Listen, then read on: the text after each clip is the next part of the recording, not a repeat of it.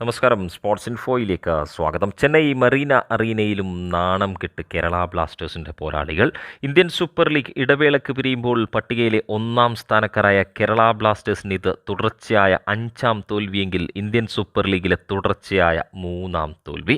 Odisha F സിക്ക് മുന്നിലും Indian super ലീഗിലെ പുതുക്കക്കാരായ പഞ്ചാബ് എഫ് സിക്ക് മുന്നിലും വീണുപോയ കേരള ബ്ലാസ്റ്റേഴ്സ് പട്ടികയിലെ 11ാം സ്ഥാനക്കാരായിരുന്ന ചെന്നൈയിൻ എഫ് സിക്ക് മുന്നിലും തലയും കുത്തി വീണിരിക്കുന്നു. ഇനി വരാനുള്ള മത്സരങ്ങളിൽ കരുത്തരായ എഫ് സി ഗോവയും മോഹൻ ബഗാൻ സൂപ്പർ ജയൻസും ബംഗളൂരു എഫ് സിയും എന്നിവർ കൂടിയാവുമ്പോൾ സംഗതി ശുഭം. ചെന്നൈ മറീന അറീനയിൽ ആദ്യ പകുതി സമനിലയിൽ പിരിയാനായെങ്കിൽ മത്സരത്തിൽ ഉടനീളം മികച്ച പ്രകടനം തന്നെ നടത്തി കേരള ബ്ലാസ്റ്റേഴ്സിനെ ഞെട്ടിച്ചുകൊണ്ടിരുന്ന ചെന്നൈയിൻ എഫ് സി മത്സരത്തിൻ്റെ 60ാം മിനിറ്റിൽ ആകാശ് സംഗ്വാനിലൂടെ ഗോളും കണ്ടെത്തി. പ്രതിരോധത്തിൽ ലെസ്കോവിച്ച് ഡ്രിങ്കിച്ച് സഖ്യത്തെ ഇറക്കി കരുത്തുകൂട്ടിയ കേരള ബ്ലാസ്റ്റേഴ്സ് പ്രതിരോധം നിരവധി തവണ അനായാസം പരാജയപ്പെടുന്ന കാഴ്ചയായിരുന്നു കളിയിലുടനീളം കാണാനായത്.